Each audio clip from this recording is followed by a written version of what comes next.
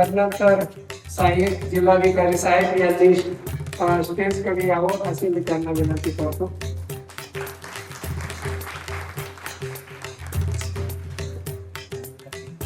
यांनी शाल आणि बुके देऊन करावं अशी मी त्यांना विनंती करतो.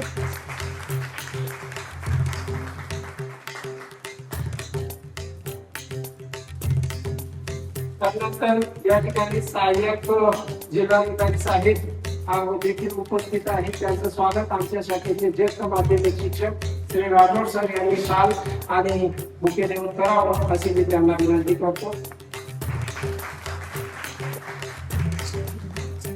स्वागताचा हा छोटासा कार्यक्रम या ठिकाणी आयोजित केलेला होता. आलेल्या मान्यवरांनी त्याचा स्वीकार देखील केलेला आहे.